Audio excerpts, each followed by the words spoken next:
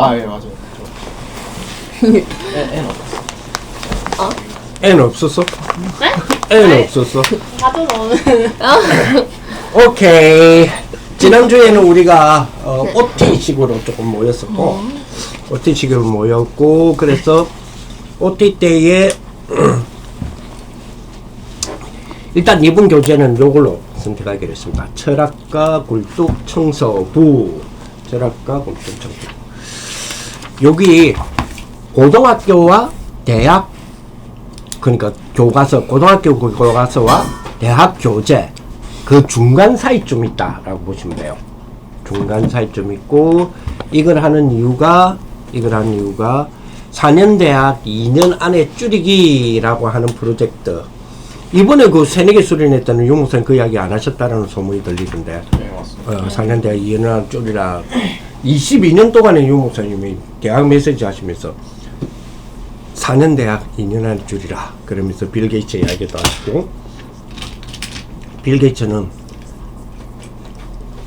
공부하다가 중퇴를 했죠.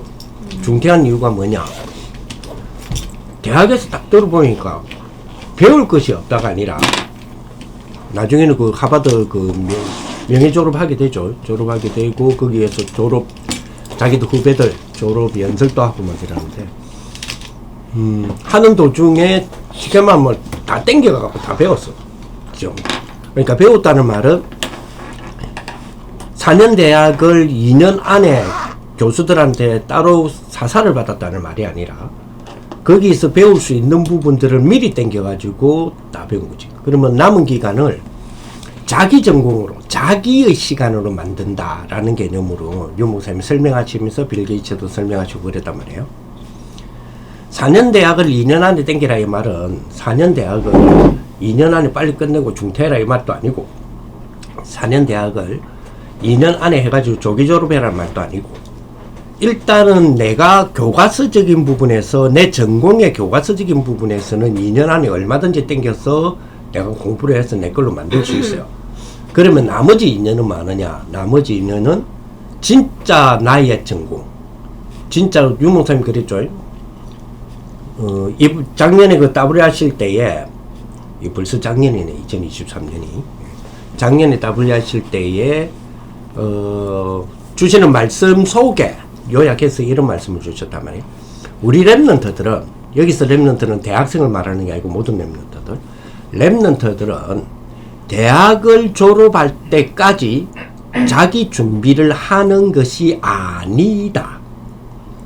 대학을 졸업할 때까지 자기를 준비하는, 미래를 준비하는 것이 아니다.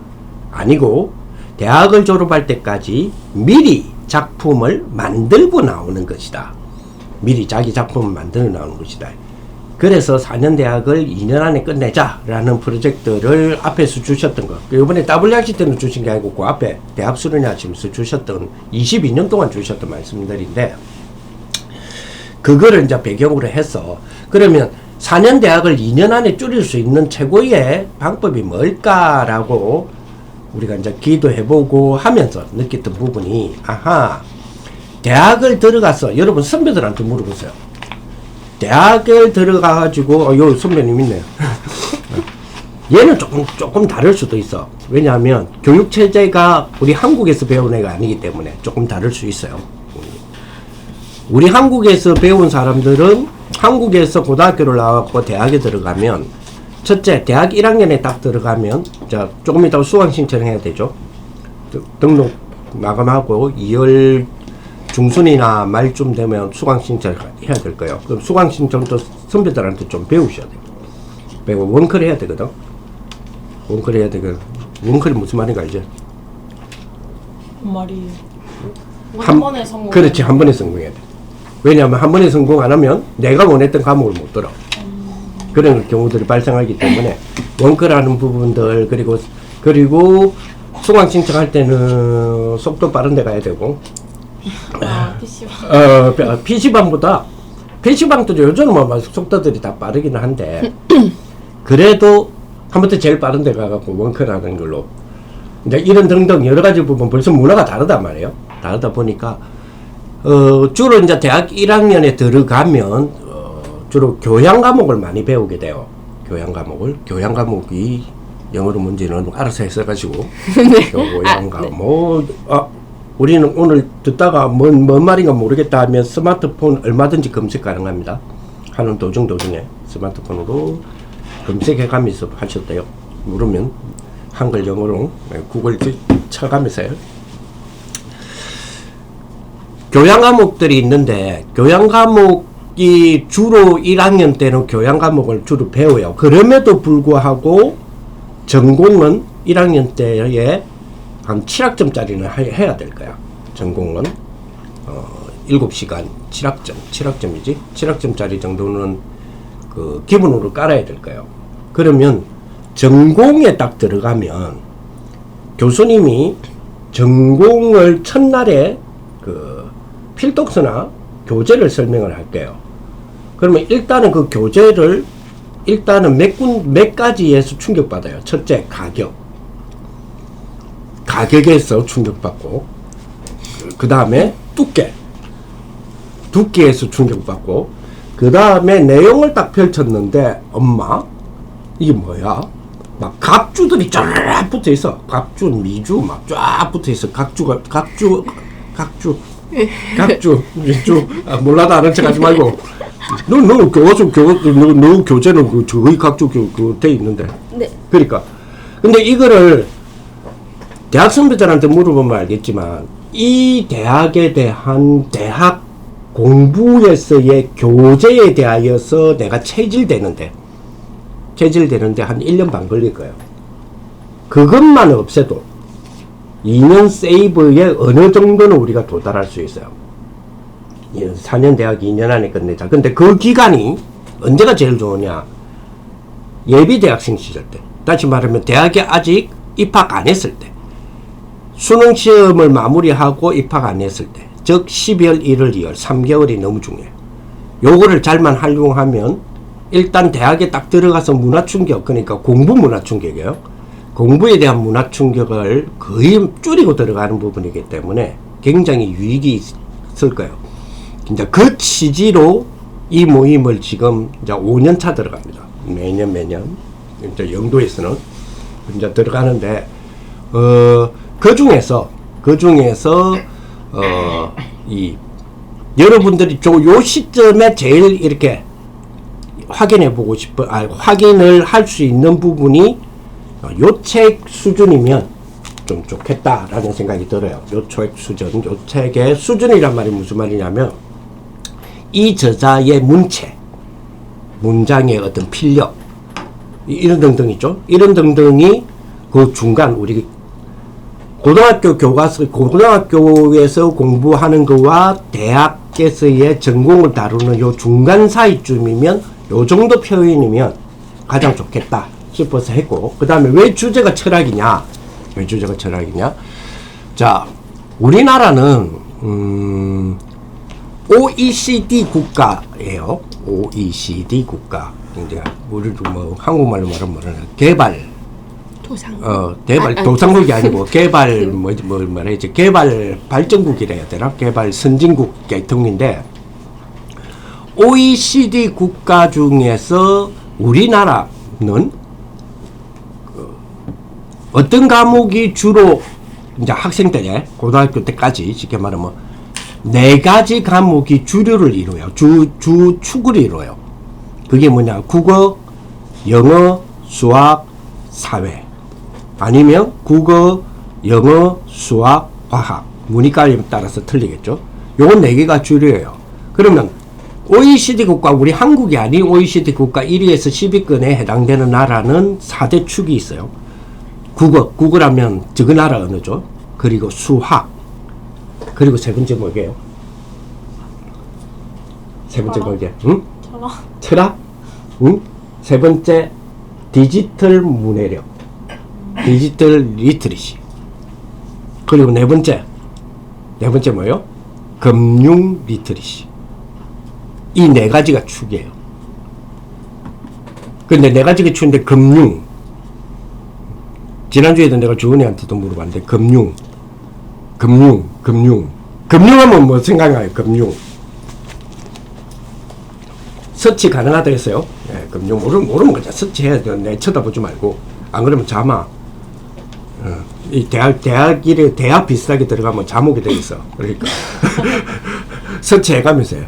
나는 우리나라 교육에서 제일 안 좋은 거, 서치를 못하게 하는 거. 고등학교에 핸드폰 뺏는 거. 어떻게 스마트 시대에 스마트폰을 뺏어? 그러면서 무슨 교육을 해? 그지? 무슨 초등학교에서, 중학교에서 스마트폰을 뺏어. 폰을 근데 뺏어. 요새는 패드 다 나눠줘요. 그러니까 특히 초등학교 같은 경우에는 지금 2022년 교육과정 들어갔기 때문에 거기는 필히 다 나눠줘야 되고 우리나라에 그 나중에 다음에 계속해서 공부하고 이 모임을 하면서 좀 확인해야 될 부분도 좀 있으니까.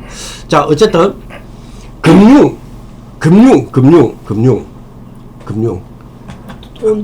돈, 그렇지, 돈. 금융 이꼴 돈이라고 취급할 수도 있어. 그러면 돈에 관해서 아는 대로. 거래. 그래, 돈은 그래다. 주식, 오케이. 나는 은행, 오케이. 돈 한번. 신용, 그렇지. 자, 신용 나왔다. 알았어, 신용 나왔다. 신용카드 만 몇 세부터 끊을 수 있어요? 만 몇 살 때부터 신용카드 있죠? 네. 그 크레디트 카드, 네. 신용카드, 은행 신용카드 이런 거 있죠? 몇 살 때 했어요? 저 한국 오자마자 했어요. 한국 몇 살 때 왔는데? 아, 20살? 19살? 근데 네. 해준다고? 20살? 아니 19세 지나면 할 수 있는 거 아니에요? 그러니까 22세 돼야 되는 거 International 아닌가? Age 인터넷? 니는 인터내셔널이니까? 외국인이라서? 폴리안이라서 그래? 외국인 에이지로 아마 외국인이지로? 아닌가? 오케이. 우리나라에서 신용카드를 몇 살 때 한번 쳐봐라. 네. 기준 발급 나이. 만들 수 있는 나이. 그러니까 신용카드 발급 나이.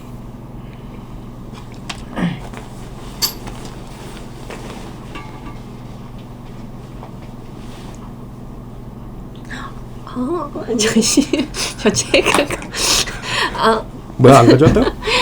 이거 그렇지. 맞아. 신용카드. 체크카드는 아니지.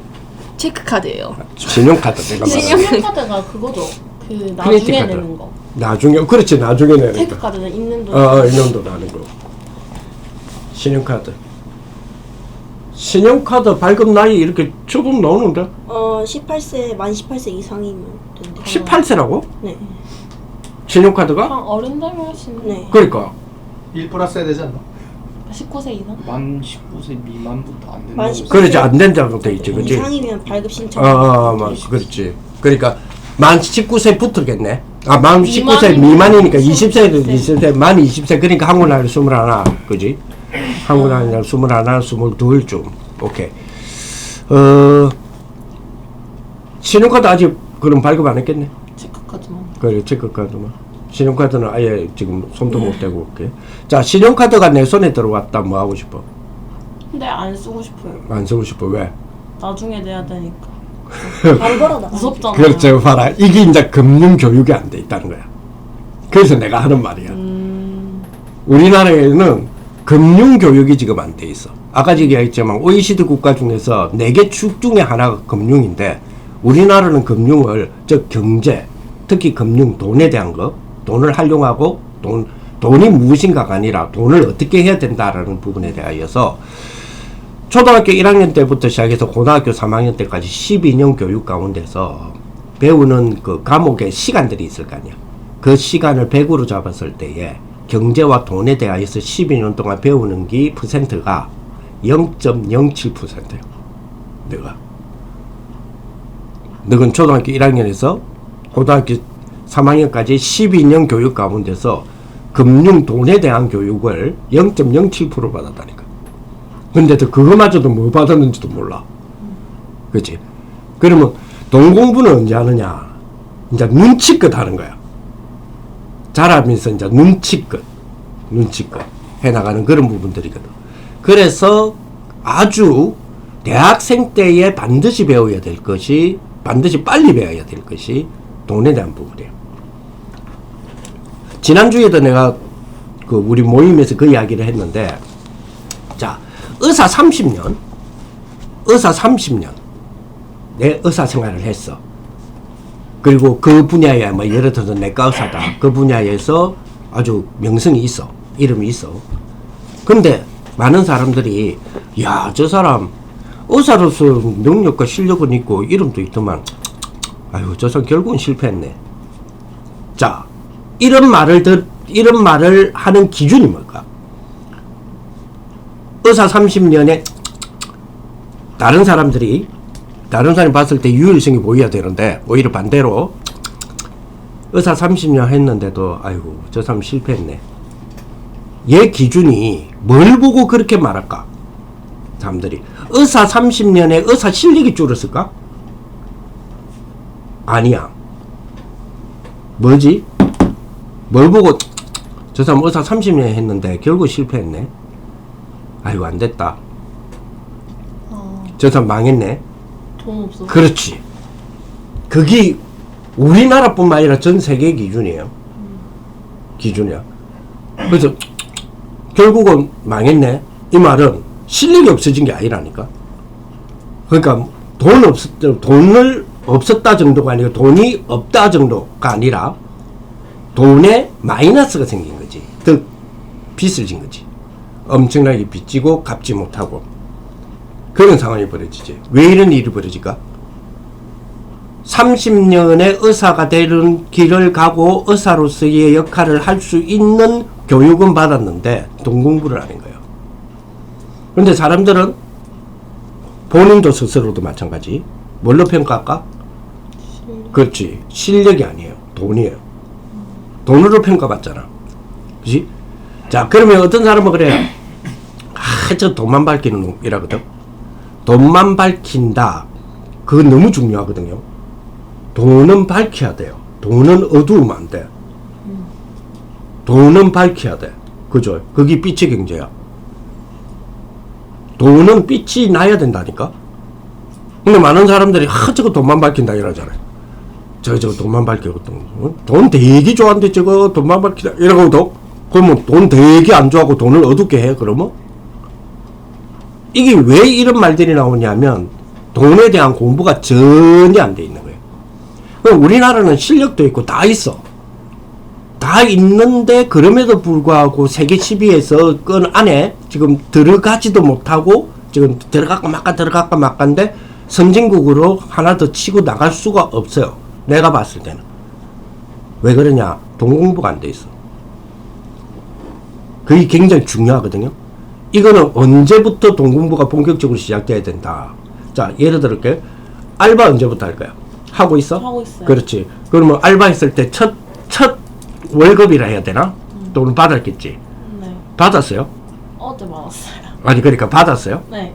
받았다는 말이 뭐예요? 받았다는 말이 뭐냐고. 돈 받아. 그러니까 봉투에 해가지고 주대요? 아니 계좌. 그러니까 거기 돈을 받은 게 아니잖아. 계좌로 간 거지. 그렇지. 근데 우리는 돈 받았다 이러거든. 그지? 좋아.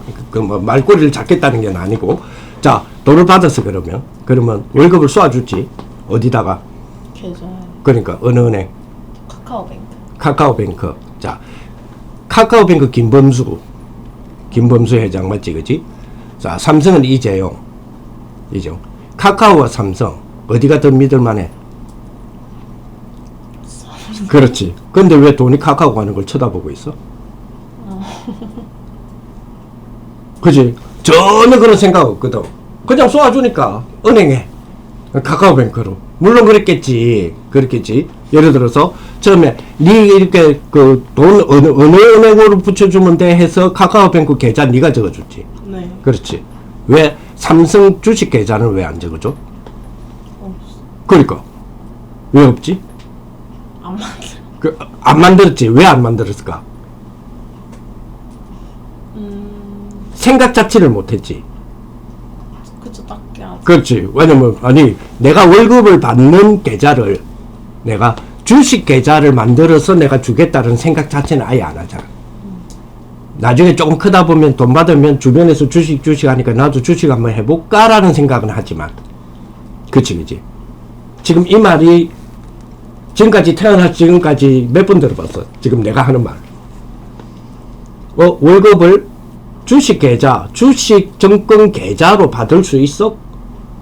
우리는 은행 계좌만 아는데? 그지? 뭐가 안 돼 있느냐? 자, 지금 2학년 올라갔지. 올라가면, 네가 지금 10년째 공부하겠네? 초등학교부터 시작해서 10년째 공부하고 11년째 들어가겠네? 그지? 10년 동안 공부하는 가운데서 지금 내 말 처음 듣지. 이런 말. 그러니까 이게 이제 문제야. 우리나라는 금융교육이 하나도 안 돼 있어. 그런데 대학 딱 들어가면, 대학이 아니지. 어떤 면에서 요즘 고등학교도 지금, 요즘 알바가 몇 살부터 가능하나? 만 14. 만 14세부터. 오케이. 그러면 알바를 들어간다라고 했을 때, 봐. 이제 돈하고 연결이 돼. 돈하고 연결이 되는데 돈을 어떻게 받고, 어떻게 쓰며, 돈이 무엇이며, 돈은 가까이 왔는데 이것이 뭐냐는 거예요. 돈이. 나에게 돈이 들어왔어. 나한테 나와 돈과의 관계는 어떻게 만들어 가야 돼? 라는 부분이야. 성경은 세 가지로가 나눠져 있거든요. 성경은 지난주에도 내가 말했지만 성경은 부자, 그리고 재물, 그리고 돈. 이렇게 세 개가 나눠져 있어요. 그래서 부자는 하나님과의 관계를 말하고 있고, 재물은 하나님이 주시는 응답과 내가 바라는 탐욕 사이에 있어. 그러니까 응답도 되고 멸망도 될 수 있어. 자, 그런데 이 재물을 이루는 도구가 있어야 될 거 아니야. 그게 돈이야. 성경은 이 세 가지를 나누고 있어요. 돈. 그래서 돈은 도구야. 근데 돈은 도구인데 돈 자체가 생명력 있다라고 가르치는 것이 이 세상이거든. 세상에서 돈 가져. 근데 돈이 도구인데 여기 생명이 있는 것처럼 느껴지는 경우가 많아. 또 생명이 있는 것처럼 갖고 가는 것도 우리에게는 굉장히 중요한 능력이야. 그러니까 소위 말해서 이런 말이지. 돈이 돈을 번다. 내가 돈을 버는 것이 아니라 내가 돈을 버는 단계에서 돈이 나를 위하여 돈을 버는 거야.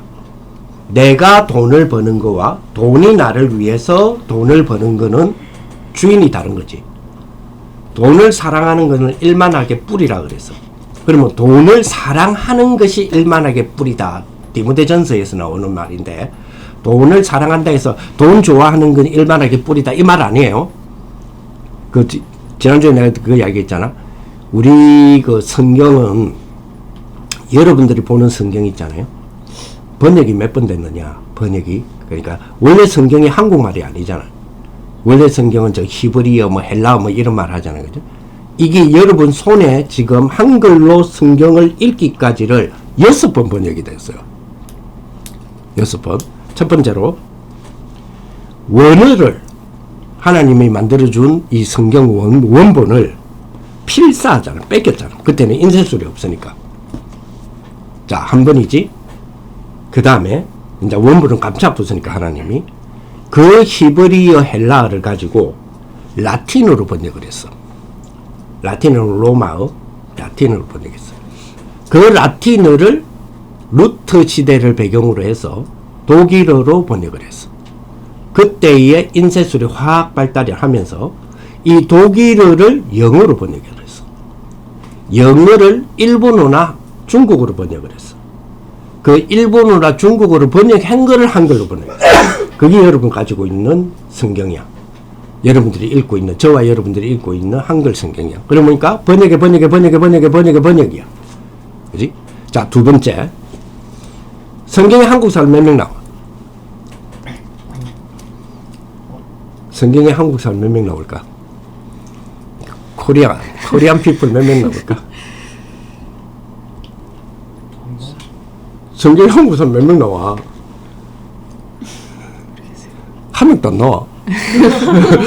그러니까 어떤 사람은 또 막 빠진다. 아니, 한 명 나온다. 그럼 누구냐 했더니, 뭐라더라? 엘리야김. 엘리야 김이 나온다. 그래서 왜 엘리야 김이 한국 사람인데 김씨래. 그거 아니야. 그거 아니야. 그래서 한국 사람 한 명도 안 나와. 그 말은 무슨 말이냐? 한국 문화권이 아니에요. 성경의 배경은 한국 문화권이 아니야. 한 예를 들어 볼게. 예수님께서 예수님이 직접 사마리아 성에 들어가서 여자에게 복음을 전했어. 사마리아 여자. 남편이 남자가 5명이 있었는데 네 남편 아니다 했던 그 여자. 그 여자를 어디서 만났냐면 수가성이라고 하는 성 안에 어디서 만났어요? 예수님이 수가성 우물가에서 만났어. 어디서 만났다고? 우물가. 자, 방금 우물가 했을 때 머릿속에 뭐 떠올랐어? 뭐 그렸어? 그렇지. 그 우물 아니야. 뭐 개보물 이런 데요. 그 우물이 아니야. 그러니까 방금 여러분 머릿속에 우물 하는 순간에 떠올랐던 그 우물은 한국 우물이야. 무슨 말이 이해되죠? 밧줄로. 예. 동그란 거. 동그랗고 또 벽돌로 해가지고 붕덩 두루박 붕덩 해갖고 막 끌어올리는 거 있잖아. 이스라엘 우물은 그렇지 않아. 이스라엘 우물은 쉽게 말하면 돌 사이에 똑 떨어지는 기 요렇게 약간 파놓고 이게 담아놓는 거야. 이렇게. 그래 똑똑똑똑 떨어지면 약간 고이면 요거를 뭐 숟가락 같은 걸로 해갖고 퍼놓고 하는 거야. 이걸 보고 우물이라 그래. 그래서 뭐냐면 내가 주는 이 생수는 영원히 목마르지 않는다고 예수님 말하니까 이거 얼마나 기다렸다가 퍼고 얼마나 기다렸다가 퍼야 되겠어. 그것도 이 우물은 이스라엘에 물이 없기 때문에 계곡 밑으로 내려가야 돼.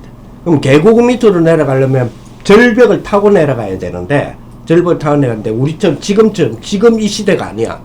지금 시대처럼 도로가 이리 넓거나 길이 이리 넓은 게 아니라 아주 미끄러운 그 좁은 길을 이 절벽을 짓고 요렇게 회전처럼 요렇게 내려가야 우물을 만나.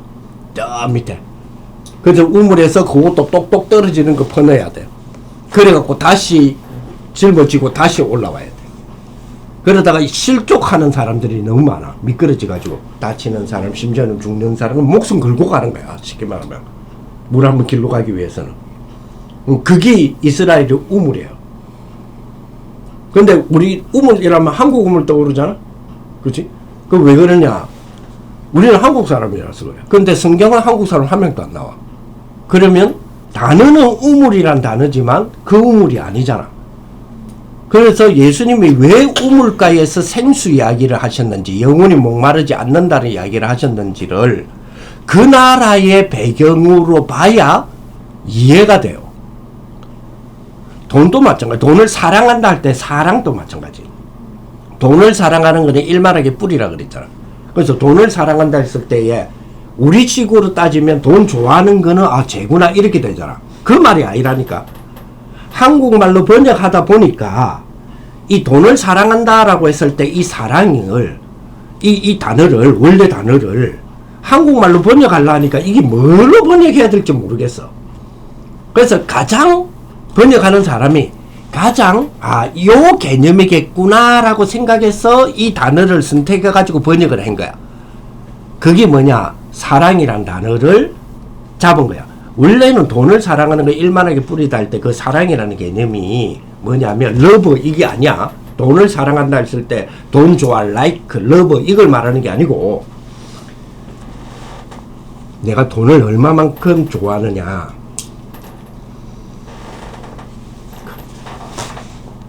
찔러 죽여서 이 돈을 뺏어 오라야 되는 거야. 이 이론에 네가 듣고 맞아요 여기 사랑이야. 그게 돈을 사랑한다라고 하는 원어적 개념이야. 그러니까 그게 뭐야? 일만하게 뿌리가 될 수밖에 없지. 그지? 그런데 돈은 도구 얘기야. 도구인데 도구를 그렇게 그렇게 인격체와 생명체로 받으니까 문제가 생기는 거야. 그래서 그게 그렇게 되어버리면 뭐가 된다고 그러지? 우상이 되어버리는 거야. 우상이 되어버리는 거야. 그래서 돈을 사랑하는 걸 일만하게 뿌리지만 돈은 그죠? 돈을 사랑하는 건 일만하게 뿌리야. 그럼 반대로 돈이 나를 사랑하면 되잖아. 그럼 그거를 어떻게 만들 거냐는 우리는 지금까지 교육을 단 한 번도 안 받아봤다니까. 그런데 대학에 딱 들어가면, 특히 대학에 들어가면 공부 사회지만, 공부하는 학교지만 사회생활이라고 하는 걸 바로 만나게 돼요. 바로 만나게 돼요. 자, 올해부터 아마 둘이는 올해부터 작년부터가 올해부터가 선거권. 아, 네. 아 올해. 올해부터지. 그지? 벌써 달라지는 게 그거야. 즉, 한 사회의 이제는 구성원으로서, 즉, 다시 말하면 완전한 성인, 이제는 독립체인 성인으로서 인정을 한단 말이야. 인정되어지는 것이 대학이야. 너는 한 2년 남았지. 아직. 그런데, 그러한 부분 속에서 사회 이론이야. 예를 들어서, 지금 좀 이상한 이야기인데, 이상한 이야기? 이상한 이야기? 예를 들어서 누리가 상을 탔어. 이상한 이야기. 그럴 리 있지? 상을 탔어. 근데 이게 뭐 예를 들어서 세계적인 상이야. 세계적인 상을 탔어. 그러면 언론에서 다루고 언론에서 기사를 해요. 그러면 뭐라 그래? 이누리 씨는 시라는 단어를 붙여. 이누리 씨는. 그지? 양에서 시로 바뀌는 것이 대학이야. 양에서, 군에서 시로. 다시 말하면 얼마 전까지만 해도 정주원 군이었는데 이제는 정주원 씨가 되는 거야. 그게 대학이야. 대학 때부터야. 달라지는 거 많지?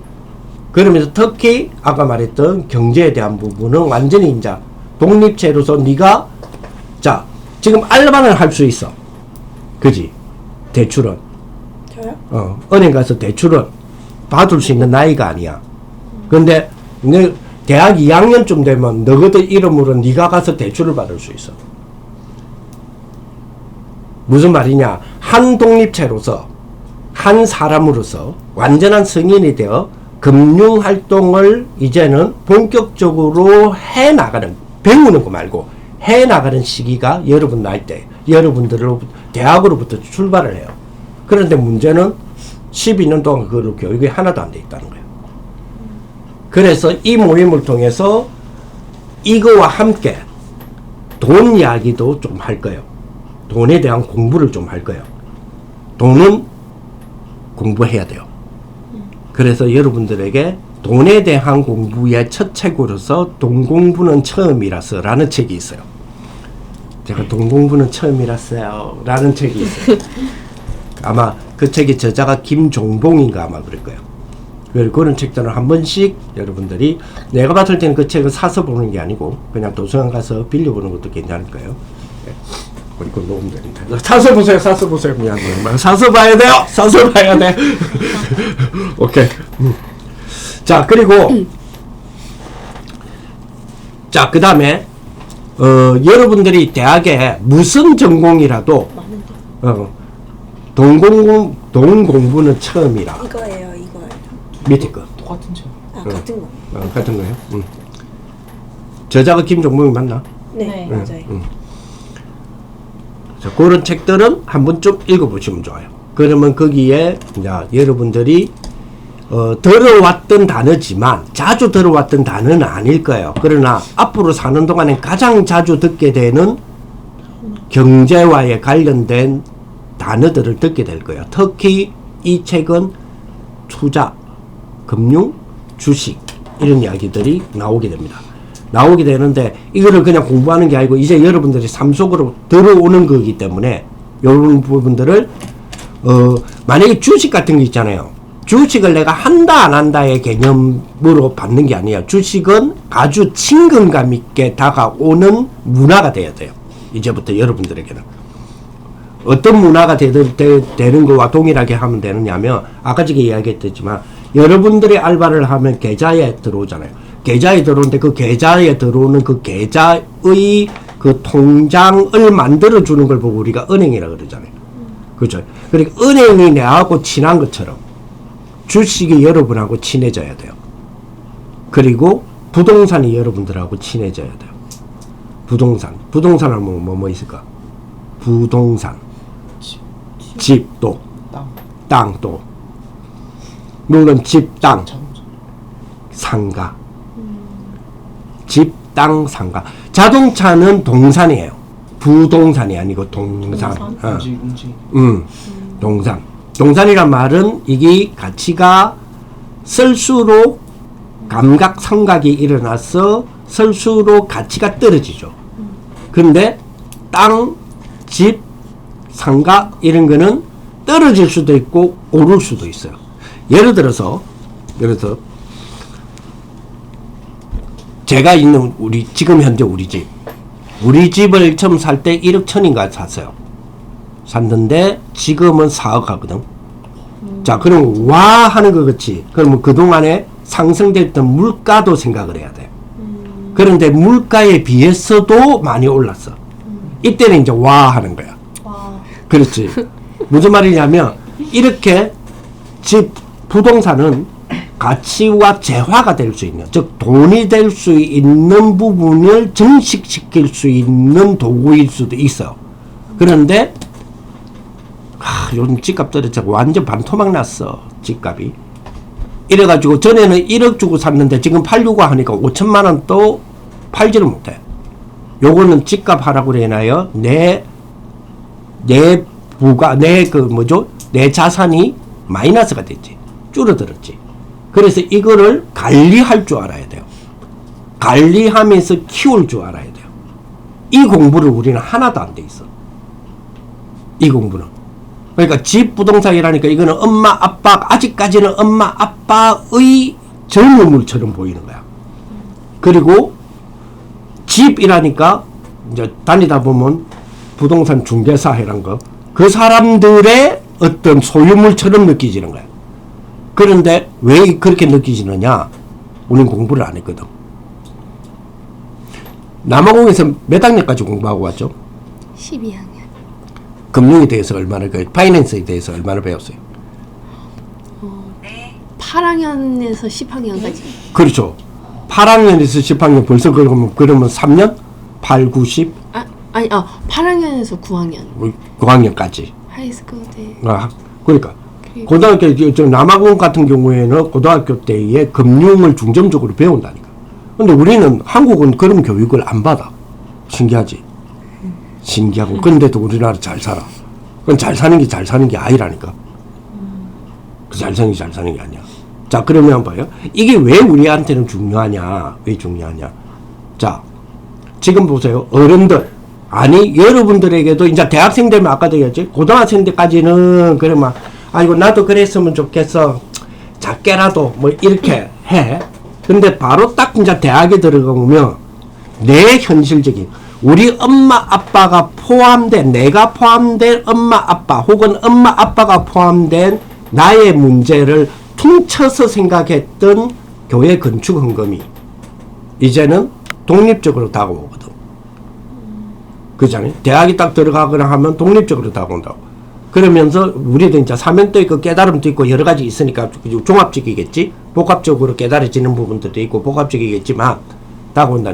예를 들어서 한 1학년, 2학년, 3학년쯤 들어가면 여러분들도 그래 나도 교회 헌금 성전 건축을 위해서 내 단독적으로라도 얼마라도 하고 싶어라는 생각이 든다니까.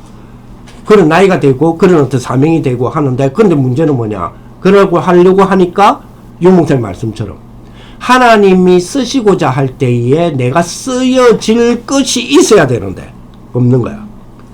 이게 여러분들의 문제뿐만 아니라 사실은 지금 어른들의 문제거든. 어른들 돈이 많으냐 적으냐의 문제가 아니에요. 만약에 예를 들어서 내가 지금 돈이 좀 그냥 먹고 살만해. 아니면 먹고 살기도 좀 빡빡해. 그런데 교회에서 이렇게 필요하다라고 하잖아. 먹고 살기도 빡빡한데 교회에서 필요하다면 먹고 살는 거 빡빡한 거와 교회에서 필요한 거는 별개로 필요한 게 채워지고 빡빡한 거는 그대로 빡빡하고. 쉽게 말하면 빡빡한 거는 굶고 교회의 필요를 채우는 게 아니라 원래 빡빡해. 그거는 계속 빡빡해. 그런데 빡빡해서 못할 것 같았던 이거를 하면서 빡빡하다니까. 요게 뭐냐? 요게 힘이에요. 요게 힘이에요. 근데 문제는 뭐냐? 가장 필요로 하다 할 때에 필요한 거를 채우는 일이 벌어져야 되는데 하나님이 필요로 한다는데 나 빡빡한 거 아시잖아요. 나 없어요. 못해요. 아니면 이게다가 이 빡빡함을 막 부시갖고 엄청나게 해야 내가 뭘 하지 않겠어요? 라고 한다면 그걸 보고 기복신앙이라고 그래요. 복 달라. 그거하고는 차이가 많이 나겠죠. 자, 그래서 그러한 부분들을 공부를 좀 해야 되고, 그 다음에 대학에 지금 여러분들이 문과 계통을 선택한 사람이 있고 이과 계통을 선택한 사람이 있겠죠. 그죠? 근데 문과 이과하고 전혀 상관없이 어떤 전공을 선택해도 반드시 모든 학문의 밑바닥에는 철저하게 필요한 학이 있어요. 필요한 학과 말고 필요한 로지라 그러죠. 학이 필요해요. 그 학이 뭐든지 어떤 전공하고 상관없이 그 전공에 밑뿌리가 있어요. 어떤 전공은 상관없이. 그런데 그 밑뿌리가 하나예요. 똑같아요. 그게 뭐죠? 철학입니다. 그래서 제가 지금 철학을 이번에 선택하는 거예요. 성경에 철학과 같은 헛된 속임수에 속지 마라 했는데 그렇습니다. 철학과 같은 헛된 속임수에 속으면 안 돼. 근데 이게 뭔지를 알아야 안 속을 거 아니야. 뭔지를 알아야. 그래서 이거를 선택했고, 이 내용은 컨텐츠는 철학이라는 컨텐츠를 선택을 했고, 수준은 요 정도 책의 수준으로 선택을 했어요. 그러면서 이건 뭔가 자료를 줄 겁니다. 자료를 주면 밑에 보면 각주들이 막 달린 자료들을 줄 거예요. 그거는 눈여겨 여러분들이 그냥 이게 뭐지? 하지만 대학에서는 이렇게 공부를 하는구나 라고 생각하시면 돼요. 그러면서 자주 접하셔야 돼요. 자주 그런 것들을 자주 접하는 부분들이 됐으면 좋겠다. 자, 그래서 요 정도에서 서론적인 이야기를 하고, 자, 오늘은 요 책에 대한 부분을 들어가는데, 이 책은 제가 지난주에 주은이한테도 얘기했지만 이 책은 구입용입니다. 사실은 구입을 해서 여러분들 책에 딱 책상에 꽂아 놓으시면 제일 좋아요. 제일 좋습니다. 이거는 한 권쯤은 구입을 해 놓죠. 제가 이거는 반드시 이거는 사서 봐야 될 책입니다가 있고, 그냥 도서관에서 빌려서 봐도 돼요 라는 책이 있을 겁니다. 요거는 반드시 사서 봐야 될 책입니다. 근데 왜 목사님은 사서 보지 않고 빌리느냐? 두 가지 이유 때문에 그래요. 첫째, 바로 우리 집 앞에, 우리 집에 이렇게 책을 사면 땅바닥에 놓을 수는 없잖아. 어디다 꽂아놔요? 책꽂이. 그렇지. 그 책꽂이에 꽂아 놓는 거리에서 약간 뻥치면 그 거리와 비슷한 거리에 도서관이 있어요. 우리도 있잖아. 그렇지. 영도 도서관. 그건 없던데. 아 그래? 찾아봤어? 근데 딴 데 있어. 그러니까 어쨌든 나는 그렇다고. 그래서 나는 내 서재에 이거 책을 사면 서재에 꽂아놔야 되잖아. 그러니까 내 서재에 도서관에 꽂아놨어.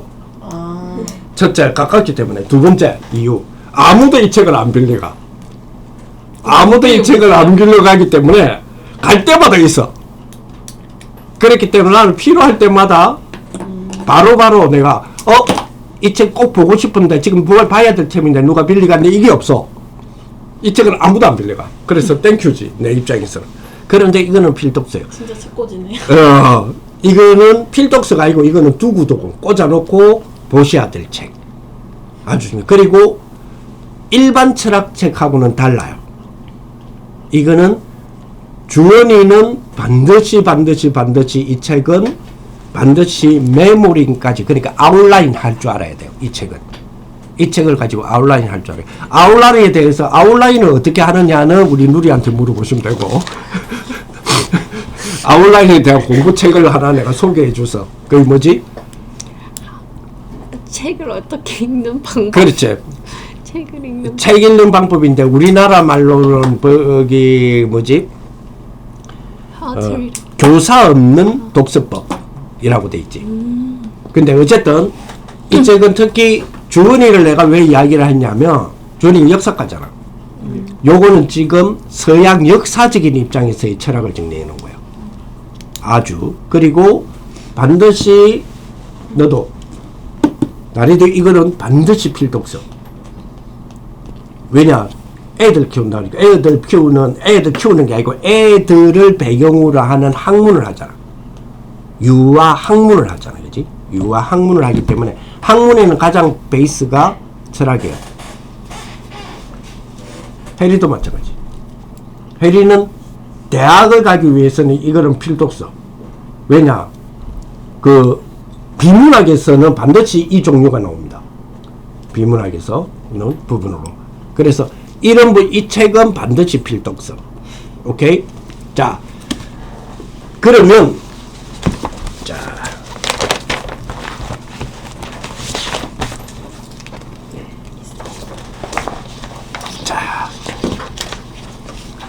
일단 이 책에 대해서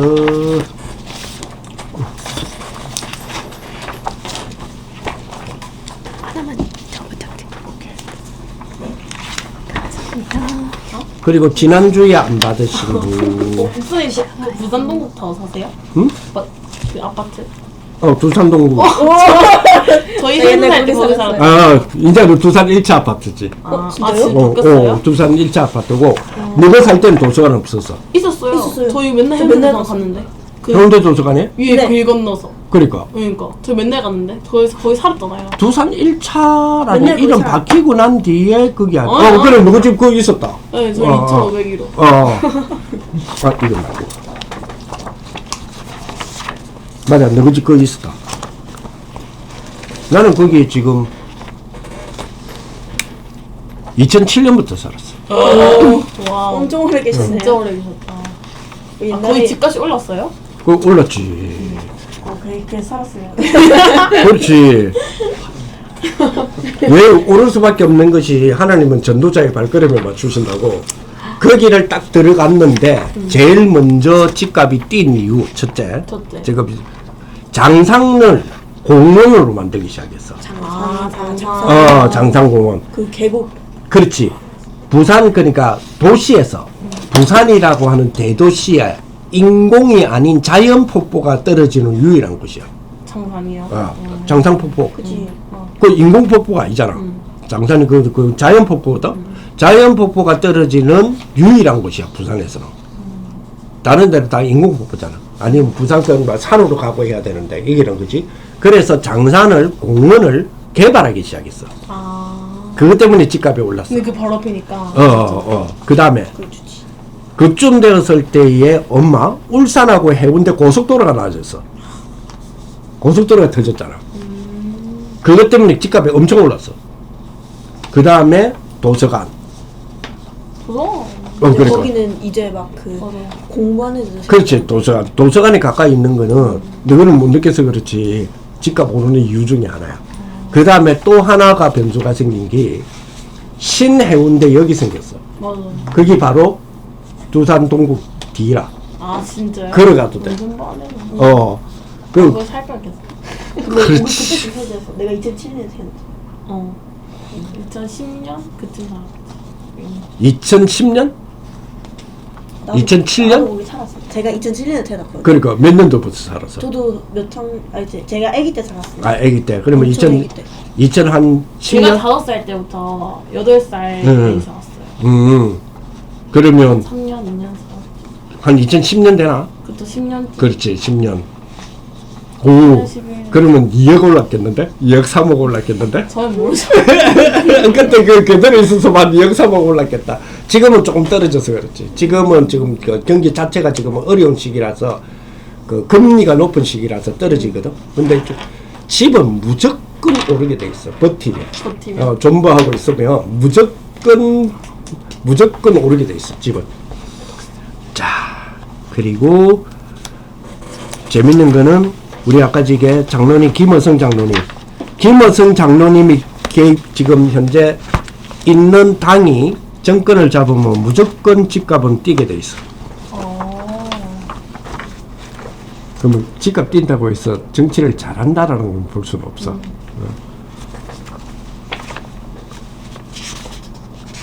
이게 다가? 이거 다 받았나? 네. 아니 이거. 이거. 응. 이거 이렇게. komis스 어디 갔지? 이거 이렇게. 저 주은이는 지난주에 받았을 거예요, 그거. 안 받으신 분. 오케이. 지금 목사님이 쓰신 거예요? 정립. 오케이. 됐어. 그 다음에 다음 주에 조금 오늘 사실 요거 좀 들어갈라 했는데 들어가야겠네. 아니야. 이거는 다음 주에 다시 끊을자. 오늘은 좀 요거만 끊으면 되겠다. 자, 대학에 대한 부분은 쭉 하다가 우리가 조금 수도분 했지만은, 그지? 대학에 대한 부분은 나중에 조금 이따 보기로 하고, 대학부터 보자. 대학입니다. 대학을 보겠습니다. 자, 진도는 첫날에 왔던 주원이로 진도를 맞추겠습니다. 그래도 별 문제는 없을 거예요. 자, 보편인에서 전문가로 몇 페이지 있나? 앞뒤로 돼 있을 거예요, 여러분들. 4페이지에 보편인에서 전문가로 있죠. 보편인에서 전문가로 이 무슨 말이냐면, 대학을 들어가게 되면 대학은 뭐냐? 대학은 대학생이겠죠. 대학생은 보편인에서 전문가로 바뀌는 과정에 전문가가 된다 이 말이에요. 전문가가. 예를 들어서 제 같은 경우는 목회 전문가예요. 목회 전문가. 잘하든 못하든 상관없어요. 못하는 전문가. 왜냐하면 전문가의 길을 걸어왔기 때문에. 전문가라 해서 잘하는 게 아니고 전문가의 길이라 있단 말이에요. 자, 제 같은 경우에는 이 목사가 되기 위해서, 목사로서의 역할을 하기 위해서 학부 4년, 대학원 3년, 그리고 인턴십 2년, 10년 걸립니다. 10년 걸리거든요. 10년 걸리고 그것도 빨리 했을 때. 제 같은 경우에는 4, 5년 걸렸을 거예요. 왜냐하면 내가 공부하는 거는 시험에 안 나오더라고. 내가 공부하는 시험에 안 나오니까 점수를 따기 힘들었겠죠. 예, 제가 IQ 108이어서 예, 이상하게 내가 공부하는 거는 시험에 안 나오더라고. 슬프다. 예, 슬프지. 근데도 뭐야? 좀 우리 아니 그러니까 우리 지금 다락방에서 신학교 교수잖아. 대학 교수자. 그러니까 여러분들은 저를 보면서 희망사항을 품고 미래를 밝히시면 돼요. 예. 저 진짜 나 남고등학교 출신이거든. 저는 남고 출신. 왜 지난번 내가 수예배하면서도 그런 이야기 했잖아. 내가 학교에 남고에 딱 들어갔을 때에 우리 반 수가 63명이었어. 63. 그 중에서 내가 딱 첫 시험을 치니까 딱 61등. 뒤에서 30. 뒤에 내 뒤에 있는 사람 2사람이었어요. 2명인데 이 2놈 다 운동 특기생. 남고는 잘 알 거야. 지금 너희 때는 없는지 모르겠는데 너희는 지금 실험부이지. 무슨 부 있어? 펜싱 있어. 아, 펜싱부. 그렇지. 그 앞에는 뭐 있었어? 럭비부. 그렇지. 내가 럭비부 때 우리가 내가 있을 때 우리 학교 럭비부가 제일 전성기였어. 그러다 보니까 내 밑으로 있는 2놈이 럭비부 특기생이야. 무슨 말이냐? 얘들은 대학 개학하고 온 애들이야. 대학을 미리 계약을 해가지고 중학교에서 고등학교로 온 거야. 근데 그렇다면 실제 꼴찌는 누구야? 그러니까 그거 깨닫고 고3 졸업할 때까지 하루 4시간 자면서 공부했어요. 진짜. 중간고사 시험 치잖아요. 기말고사 시험 치잖아. 그럼 시험 마지막 날은 그래도 시험인데, 그치? 끝나고 나면 그래도 남포동이다 한번 가든지 서면이다 한번 가든지 해야 될 거 아니야. 근데 내가 그거하고는 나 전혀 상관없어. 그러든 말든 나는 하루에 4시간 자면서 공부했어. 맨날요? 매일. 시험 기간이 안 시험 다 끝나도. 그날도. 그래서, 우리 내가 자랄 때에는 난 좀 영세민 출신이기 때문에, 한 방에, 그러니까 한 칸방에 5명이 살았거든. 다 주무시잖아. 그런데 참 모성애라는 게 대단해.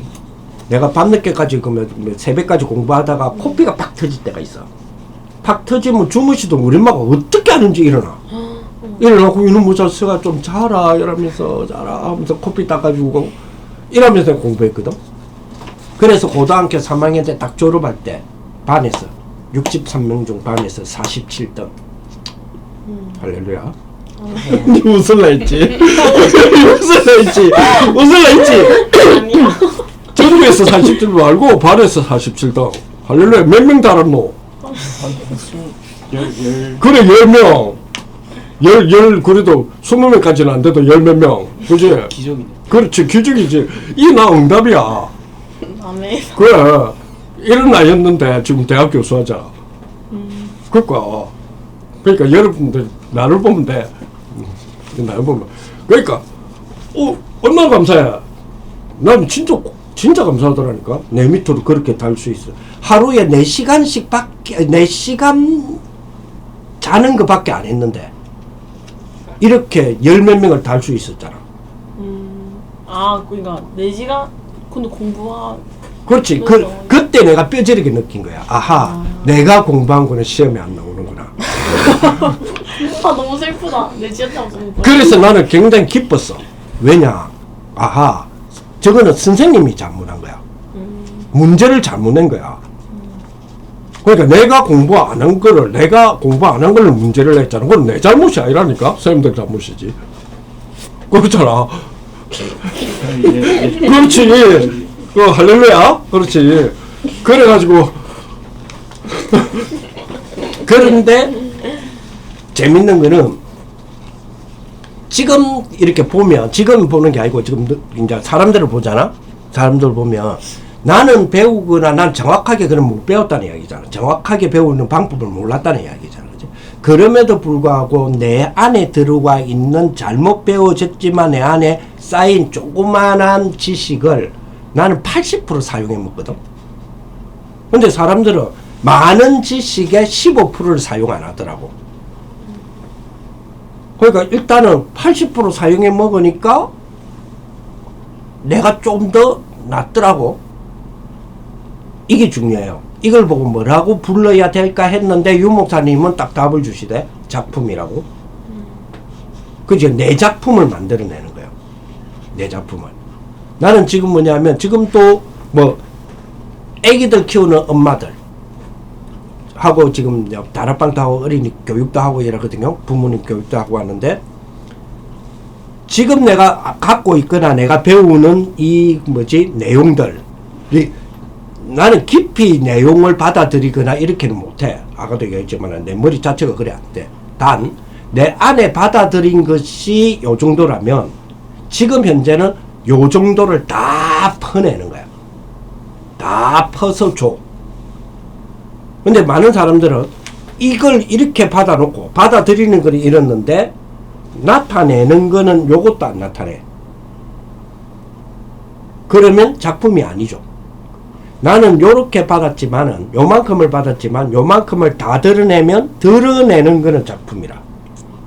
그치? 그런데 호응들은 드러내는 거 작품이라도 작품이 되려면 호응도가 따라와야 작품이 되잖아. 내가 만들었다 해서 작품은 아니잖아.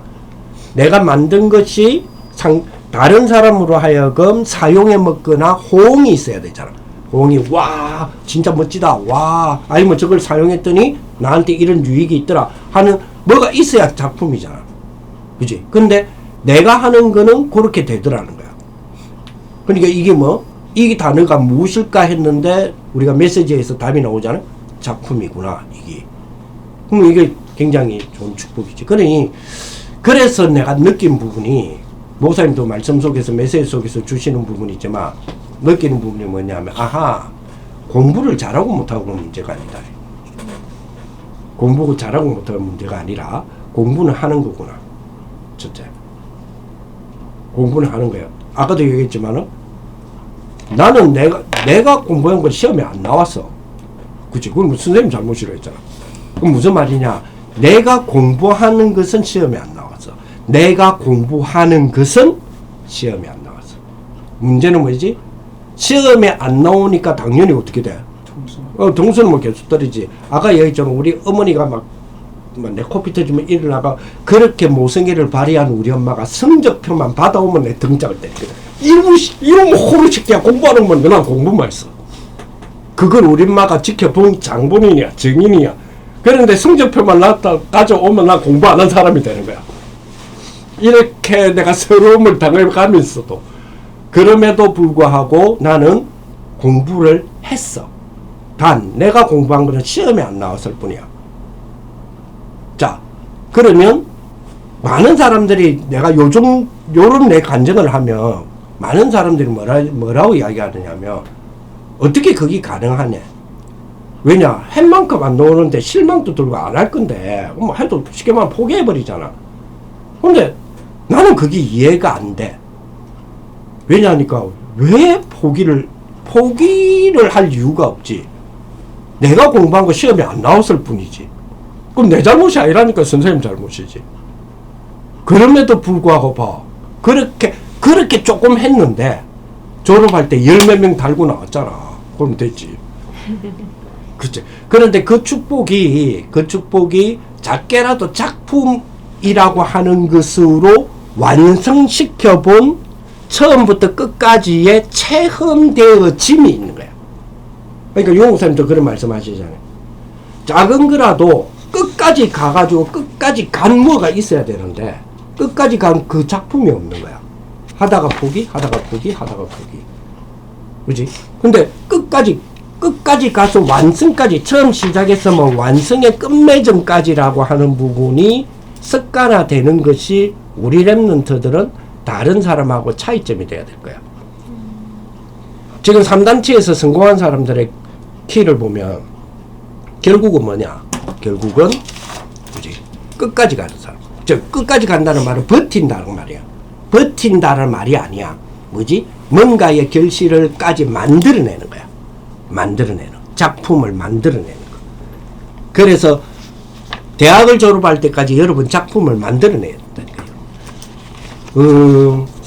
자, 그게 뭐냐? 전문가예요. 그게 전문가. 그래서 보편인에서 전문가로, 자, 보편인 전문가로 한 단락이 보입니까? 단락이란 말은 한 단락이란 의미 알죠? 이상, 휴머니즘의 이상이었다. 같이 읽어봅니다. 중세 말에 설립된 최초의 대학들은 상당히 수준이 높았던 모양이다. 당시에 자유학에는 대학에서 배우는 것이 아니라 대학에 입학을 위한 전제 조건이었다고 하니까 그것은 아마도 당시의 대학이 대중을 위한 것이 아니라 소수의 사회적 엘리트를 위한 교육기관이었던 것과 관계가 있을 것이다. 계몽주의와 민주주의의 영향은 대학은 대중을 위한 교육기관이 되었다. 한국의 경우 심지어 고졸자의 87%가 대학에 입학한다. 누구나 다 알고 있는 것처럼 대학의 커리큘럼은 일반적으로 교양과정과 전공과정으로 나뉜다. 초기에는 전공과 직접적인 관계가 없는 과목들을 두루 공부한 다음에 세분화한 분과를 공부하는 단계로 넘어간다. 학부에서 대학원으로 올라가면 일반적으로 연구의 범위는 더 좁아진다. 모든 분야에 통달한 전인에 도달하는 것이 르네상스 휴머니즘의 이상이었다.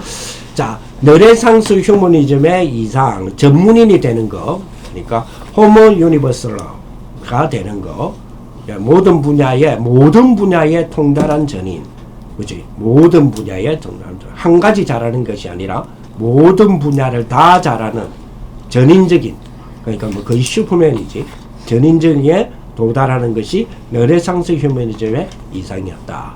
르네상스 휴머니즘이란 말은 뭐냐면 인간 중심으로 돌아가자. 이게 그 르네상스 휴머니즘의 중점으로 다루어진 책이 이 책이에요. 철학가 굴뚝 청서부 이 책입니다. 그래서 자, 그러면 대학은 이런 거다. 그죠? 그래서 다음에 넘어갑시다. 넘어가서 자, 한 페이지 뒤로 넘으면 한 페이지 뒤에 넘기면 17세기 이후 해놨죠. 17세기 이후 같이 읽어봅니다.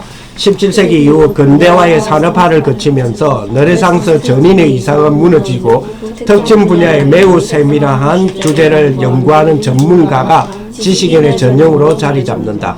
대학에서는 학사와 석사를 거쳐 박사 학위를 받은 사람은 일반적으로 특정 분야의 전문가로 스페셜이죠. 강조된다. 이 전문화의 추세는 물론 자연과 사회와 인간에 대한 연구가 점점 더 복잡하고 다양하고 깊숙해지는 데에 따른 자연스러운 현상이다. 전문화 과정을 거치면서 오늘날 학문은 같은 분야를 전공하는 몇몇 사람들과 이해하는 언어로 자기들만의 관심이 있는 주제를 연구하는 고단한 작업이 되었다. 즉 다시 말하면 앞에는 뭐예요? 앞에서 옛날의 대학은 르네상스 때의 대학은 모든 것을 다 아는 전문의, 그러니까 박사, 그러니까 모든 것을 다 아는 박사, 그걸 박사라 그랬거든. 근데 17세기 이후에는 내 한 분야를 깊이 아는, 다른 사람은 모르는데 나는 깊이 아는, 다른 사람은 모르는데 초월적으로 깊이 아는, 그걸 보고 전문 스페셜리스트라 그러죠. 이 스페셜리스트가 뭐죠? 전문가가 되는 거예요.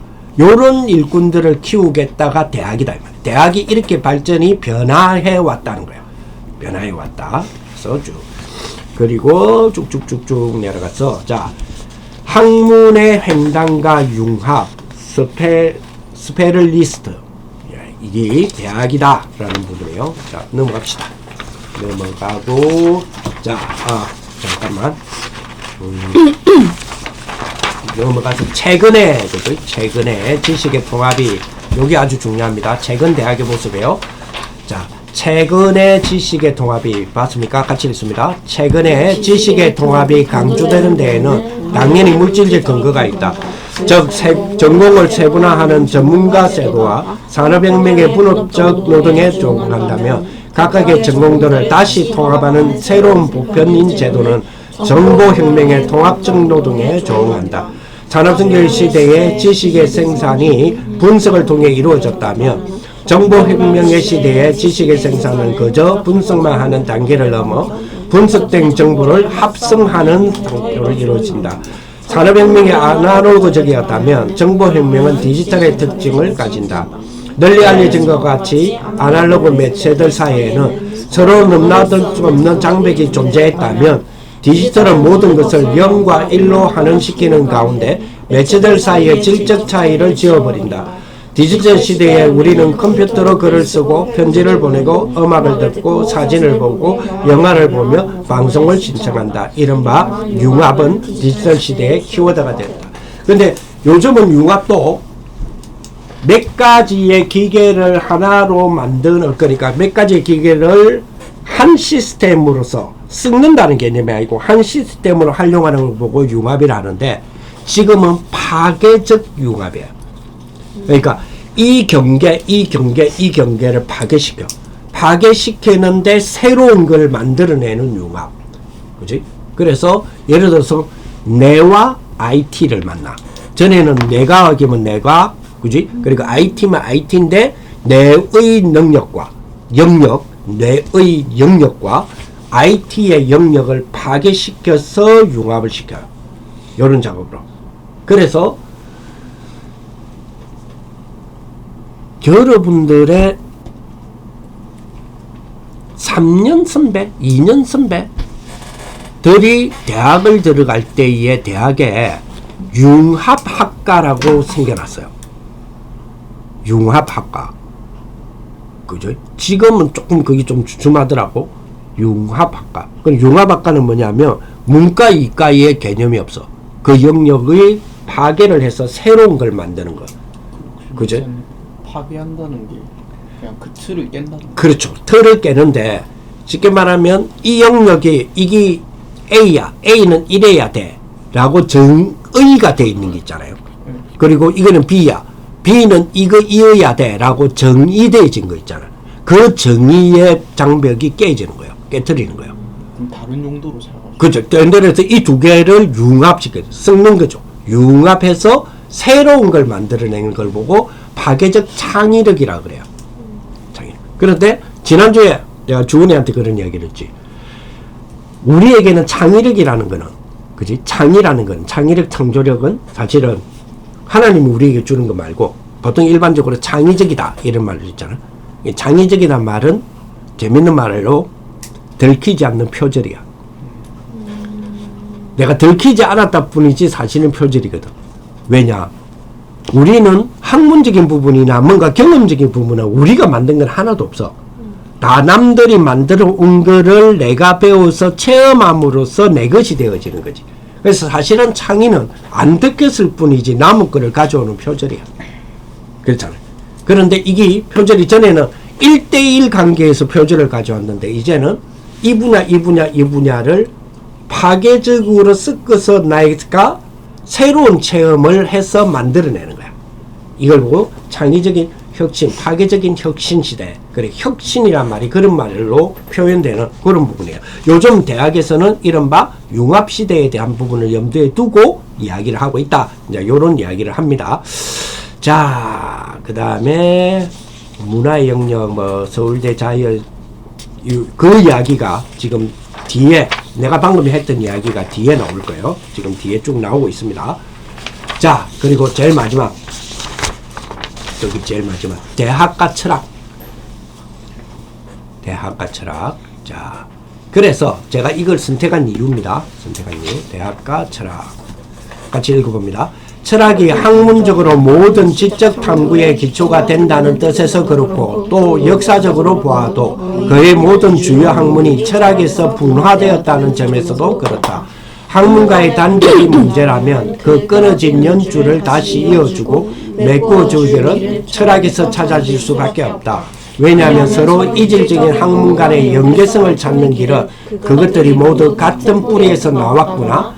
그것들이 지향하는 바가 결국은 같다는 점을 부각시키는 방법일 것인 바, 그 방법은 모든 학문의 기초이자 역사적 원천으로 알려진 철학계에서는 찾기 힘들기 때문에. 무슨 말이냐? 아까 저게 영역을 파괴시켜서 새로운 융합을 가진다 그랬지. 그러면 영역을 파괴시킨다고 해서 파괴해갖고 이거 파괴해가지고 이거를 무로 만들고 이거를 무로 만들어 버리면 만들 게 없잖아. 그치? 이거를 파괴시키고 이 영역을 파괴시키라도 그치? 한 지점 목표는 같아져야 되는 거야. 같은 목표를 향하여 달려가야 이게 동시에 융합이 되지.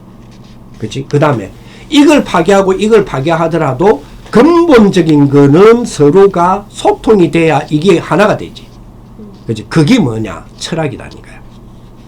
그 말이에요, 지금. 그래서 대학에서는 근본적으로 철학이 깔려있어. 그래서 이 철학이라는 부분이 깔렸을 때에 내가 생각하는 거 있잖아요. 내 생각. 그걸 말하면 우리가 뭐라 그래? 아이, 저거 개똥철학. 너희 세대는 안 쓰는 단어가 개똥철학이란 말. 들어보고. 이 개똥철학. 그건 무슨 말이냐면 순치 생각. 이 말이거든. 그런데 우리 세대 때의 개똥철학이라고는 우리가 조롱을 당했거든. 서로 조롱할 때 지 생각한다, 개똥철학 한다는데 그 개똥철학에는 기본 철학이 깔린 것에다가 내 생각을 담았을 때 개똥철학이지, 이런 철학적 배경이 전혀 없는데 지 생각하는 걸 보고 개똥철학이라 하지 않아요. 무슨 말이냐면, 그래서 대학생들은 개똥철학 하는 사람들이 돼야 돼. 그러면 깔려 있어야 돼. 안 깔려 있으면 그냥 개똥이. 그렇지, 개똥이지. 자, 그 다음에 하나 이제 참고로 아까 저 목사님 같은 사람은 아까 10년 뭐 이렇게 기본이 10년으로 목사가 된다 그랬지. 자, 그러면 기본이 10년으로 목사가 되기 위해서는 반드시 7년의 공부 과정을 건너야 돼. 그러면 7년의 공부 과정을 거쳤을 때에는 우리가 대학원 과정이라 그러지. 대학원을 다 졸업한 사람들이 또 전문의 시험을 치듯이 우리 목사 전문 시험을 쳐요. 그래서 합격한 사람들이 실습을 1년 하고 또 그래가 목사가 되거든. 자, 그러면 지금 우리 목사님들이 다 목사님들이잖아. 목사님이 있는 방이 어디야? 그렇지. 왔다 갔다 많이 하잖아. 그죠? 딱 문 열고 들어올 때, 다음부터 문 열고 들어올 때는 인식을 하세요. 아, 여기는 석사방이구나. 지금 목사님들 다 기본이 석사입니다. 다 기본이 석사가 기본이에요. 그래서 석사방에 우리가 들어갑니다. 그래서 석사인데 우리는 MDB라 그러거든. MDB는 우리가 목회학 석사예요. 목회학 석사. 아, 이 방에는 목회학 석사님들이 계시는 겁니다. 근데 그 방에서 그 교육자들이지, 교육자의 2사람이 박사야. 목사님은 또 박사인데 둘 다가 전도사에 또 재밌는 거는. 아, 예. 한 분은 시리 아, 전도사님 이번에 박사 이제 학위가 곧 나올 거예요. 박사 그 논문은 통과됐으니까. 그다음 또 하나는 조형래 전도사님. 조형래 전도사님 얼굴은 그렇게 잘 못 보고 있을 거예요. 근데 조형래 전도사님 같은 경우에는 박사인데 좀 뭐랄까 급이 높은 박사예요. 그 세계 속에서는 최고의 하버드라고 말하는 거기에서도 한국 최초 그 최연소 20대의 박사를 따기 위해서 노력했는데 만 30세 2월달인가 받았어. 너무 억울해했지. 지 목적이 20대에 받는 거였는데 그것 때문에 군대도 밀어왔는데 그래가지고 박사 학위를 딱 따고 그 다음날에 군대 잡혀갔어. 그래서 지금 군 복무 중에 있어요. 아마 끝나면 와서 인사하겠죠. 휴가 때 오면 인사하겠죠. 그러니까 저 방에는 석박사들이 계신 곳.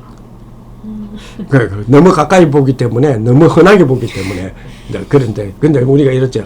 저기 무슨 석사고 있는데 저기 석사야. 저래가 무슨 석사고 저래가 석사야. 그러니까 이 학문적인 부분은 그렇게 뭐랄까 그리 어려운 건 아니야. 근데 단 하나 이분들이 뭐냐면 이분들이 아이고 저 목사님 좀 그래 아니면 저 목사님 좀 그래 그러니까 좀 그런데 뭐죠 신학과 철학이 깔려 있는 거래요. 무슨 말 이해돼요? 신학과 철학이 쉽게 말하면 개똥 철학이 깔려 있는 사람들이라고. 즉 개똥 철학을 말할 수 있거나 개똥 신학을 개똥 철학을 말할 수 있거나 개똥 신학을 말할 수 있는 기본의 학이 깔려 있는 사람들. 이게 융합적인 부분에서 가장 중요한 부분이에요. 이 부분이. 그래서 그게 대학이에요. 그래서 대학이라는 부분이 내가 잘하든 못하든 대학이라는 부분은 그거를 까는 거다. 이렇게 보시면 돼요. 그래서 왜 목사님이 철학을 선택했느냐가 요 배경 속에 적은 철학을 선택한 거예요.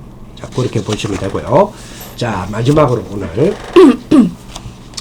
자, 철학과 굴뚝청소학을 나눠드린 거. 요거는 이 책에 대한 부분입니다. 이 책에 대한 부분에 먼저 이 책을 공부한 사람들의 어떤 독후감 같은 거예요.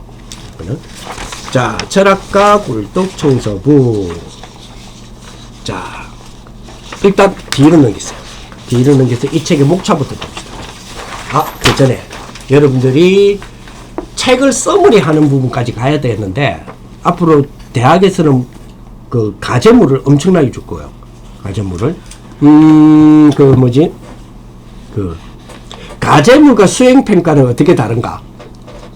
과제물과 수행평가 비슷하게 보일 거예요. 비슷하게 보이는데 수행평가는 대학을 들어가기 위한 기초적인 작업이 되는 거고 수행평가에 대한 부분들을 잘 만들어 놔야 그죠? 생기부여 수행평가를 생기부여로 도입하는 부분에 대해서 좀 너무 약했어요. 여러분들이. 그래서 나는 지금 2학년 여러분들은 사실은 너그 친구들하고 여러분들 내한테 와서 무조건 가르쳐 달라 해야 된다. 생기부 관리하는 것부터 시작해서 사실은 그렇게 내가 도와준다 해도 너가 언니나 오빠야들은 나를 차버렸어. 저것들이 나를 찼어.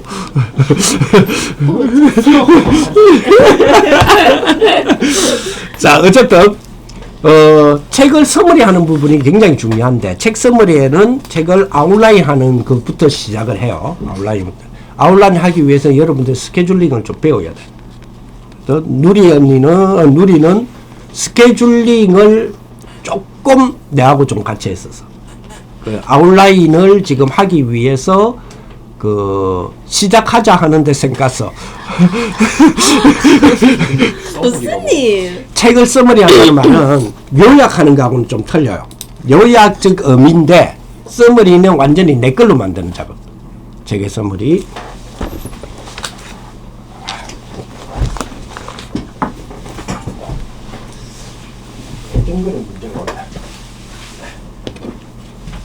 자, 예를 들어서 요거는 제가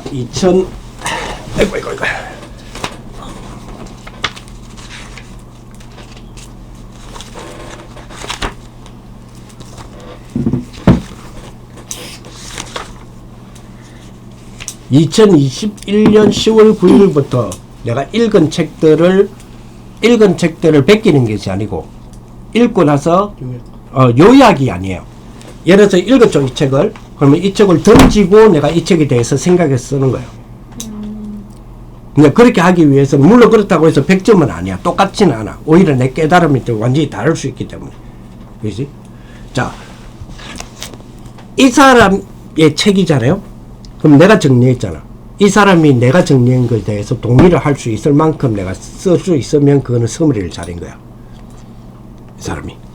내가 이 사람 책을 읽고 내가 동의하잖아. 와, 맞아. 나 참 많은 걸 배웠어. 이라면 내가 사실은 서머리 싸움에서 진 거야. 오히려 이 책을 보고 내 서머리를 했을 때에 이 사람적 입장에서 내 걸 봤을 때에 내가 내 거에 대하여 배우고 싶어. 너가 어떻게 그런 아이디어가 나와? 이 내 거를 듣고 라고 할 만큼의 되는 부분이 서머리를 잘한 거야. 근데 그렇게 하기 위해서는 책을 먼저 리딩하는 법을 배워야 돼요. 책을 리딩할 수 있어야 돼. 그리고 유목사님은 내가 지금 봤을 때 지금까지 우리 주변에 있었던 내 주변이나 우리 주변에 있었던 그 사람 가운데서 가장 책을 잘 읽는 사람이 유광수 목사님이에요. 유광수 목사님 뭐라든 책을 읽을 때 처음부터 끝까지 정독해서 읽을 책이 있고 던지는 게 많다 그러지. 던지는 거. 그래서 던지는 게 많다는 말에 전부 다 은혜 받아가고 다 던지고 있어. 다 던지고 있어. 문제는 들고 던져야 되는데 들고 이거는 필요 없어 던져야 되는데 들지도 않고 생각 속에서 던져버리는 사람이 너무 많다는 거예요. 예. 그래서 자 우리 교회에 그런 사람이 있어요. 우리 교회에 월 수입이 그 현금이에요. 쉽게 말하면 현금 수입이 4천만 원. 월 4천. 월 4천. 이 좀 투자하는 사람도 아니래. 월 4천. 그러면 1년이면 4억 8천이지. 그지? 1년 4억 8천. 그것도 세후. 세금을 제하고 난 뒤, 다 떼고 나서. 근데 이 사람의 특징. 하루에 기본적으로 10권 이상의 책을 봐. 그리고 지 걸로 만들어. 그러면 하루에 10권 이상이면 한 달이면 몇 건이에요? 300건. 그렇죠. 1년에 3,600건. 근데 그게 제 걸로, 자기 걸로 만들어. 자기 걸로 만드니까, 그죠? 만드니까 한 달에 수입이 4천만 원. 현금으로. 1년에 4억 8천. 그 사람이 누구냐? 유광수 목사님. 잘하는 생각. 유광수 목사님이라는 단어를 떼고 내 이야기를 잘 한번 묵상해 봐라니까. 진짜. 아하, 그러면 반대로 이야기하면, 반대로. 책을 저렇게 보고 지 걸로 만드니까 저런 수입이 되는 자산이 자기를 만들어 놨어. 만들어 놨어. 그 다음에, 그렇게 만들어진 자기를 유지하기 위해서는 계속적으로 해. 그래서 내 같은 경우는 그런 케이스가 있었어요. 내 같은 경우는 야, 이래 공부하다가 죽는 거 아니야? 를 딱 5년 있었어요. 이래 공부하다가 죽는 거 아니야? 물론 내가 평생에 공부한다는 전제하에, 평생 공부를 해나가는 거는 전제하에 이렇게 공부하다가 죽는 거 아니야?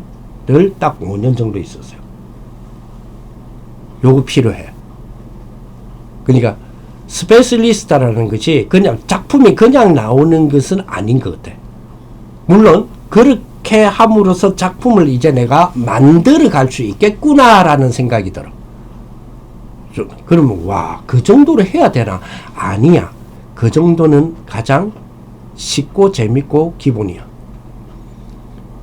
그 정도로 하면 죽겠다는데 왜 재밌냐? 그러니 재밌지. 그러니까 이게 신나고 재밌고 뭔가 설레고 동진이 할만하지. 뭔 소리인가? 그거 쳐다보지 말고. 그렇지? 그렇게 하면 진짜 내가 이래 공부하다가 정말로 죽는 거 아니야? 한 5년은 있어야 돼요. 5년이나 3년만 잡을까? 응? 고등학교 공부하는 거, 대학 가기 위해서 공부하는 거 말고, 그는 대학 가기 위해서 하는 거고, 진짜 내 인생에 한 번은 딱, 이 정도로 공부하면, 이 정도로 책을 읽으면 내 건강에 문제가 오겠다 할 만큼, 그는 건강에 문제 있으라는 말이 아니에요. 오겠다. 그렇지. 그렇게 내가 느낄 만큼 하는 게 한 5년 있어야 된다니까. 그 정도. 그리고 조건은 있어요. 평생을 내가 책을 본다는 조건으로. 평생. 그 조건. 그거는 꼭 필요합니다. 그래서 유 목사님의 말씀에 은혜를 받으면서 둘째는 속지 말아야 돼요. 첫째는 은혜 받고 둘째는 속지 말아라. 유 목사님 말에. 뭐 말이냐. 렘넌트들 쉽게 말하면 이거는 2021년까지 한 말씀이야. 2021년, 2021년에 여러분들이 한 2년 전, 3년 전 어렸을 때까지 한 말이지. 렘넌트들 괜찮다. 집 한 번 더 놔보라. 막 이런 거. 그리고 나 공부 많이 할 필요 없다. 책 많이 읽지 마. 이런 거. 그죠? 그 2년 전 이야기야. 근데 지금은 렘넌트들이 책 많이 읽지 마 이래 안 해. 렘넌트들이 시간이 없어서 책을 많이 읽을 수가 없어. 그러니 하나씩 읽어가지고 서로 포럼하면서 많은 책을 안 읽어도 많은 책을 읽는 만큼이나 서로 포럼을 해라잖아. 말이 달라졌지? 2년 전에는 그죠? 책 많이 읽지 마. 2년 전까지만 하더라도. 근데 요즘은 뭐라고 바뀌었어요? 렘넌트들이 책을 많이 읽을 시간이 없어. 이걸로 바뀌었어. 책 많이 읽지 마가 아니야. 시간이 없기 때문에 각각이 한 권씩 읽어갖고 포럼을 해.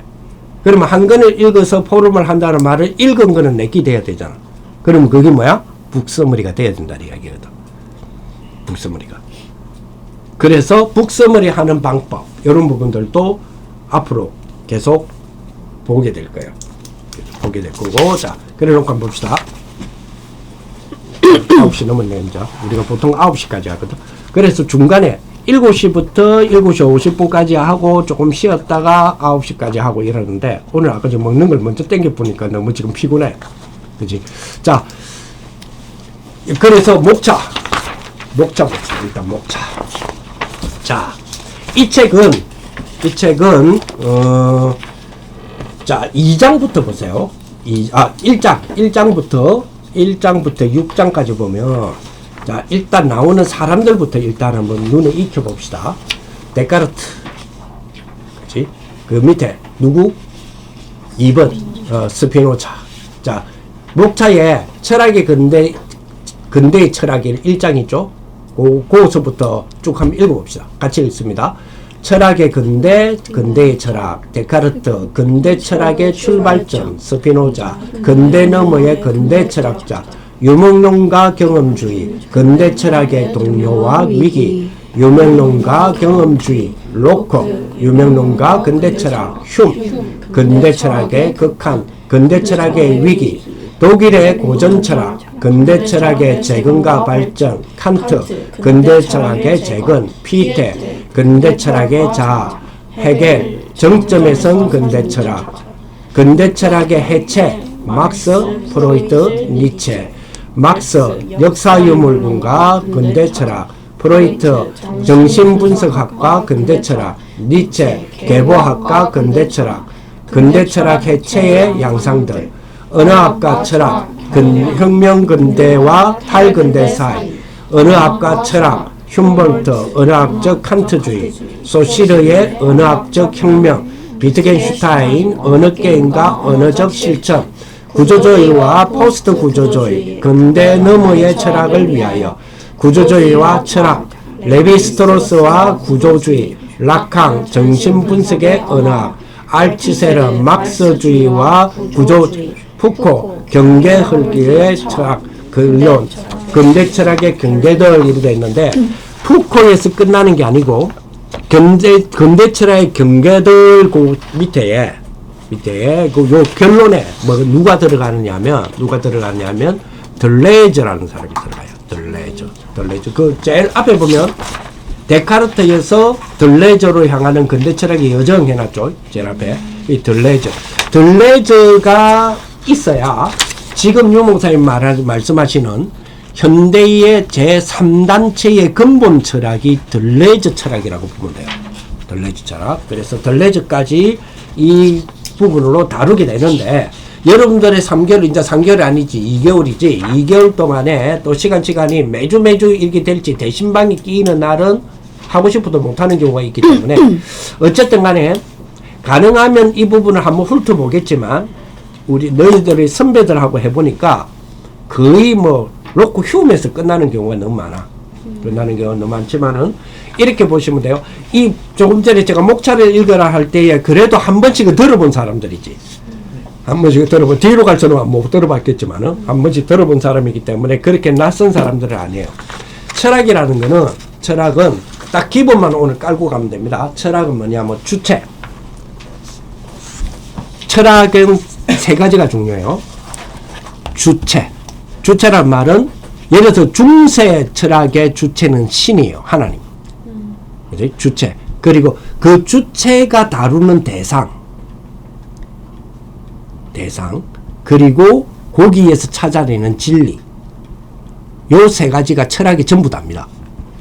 철학에서 가장 중요한 거는 세 가지거든요. 주체, 그리고 대상, 그리고 진리. 근데 진리적인 부분, 주체에서 대상에서 진리를 찾기 위해서 또 세 가지가 필요해요. 세 가지를 필요로 해요. 그래서 그 철학에서는 그게 뭐냐? 주체와 그리고 대상에서, 그지? 저상에서 그 주체에 대한 존재. 그래서 존재론이라 그러죠. 존재론. 그리고 이 존재로서 무엇을 인식하느냐. 진리에 대한 세 가지예요.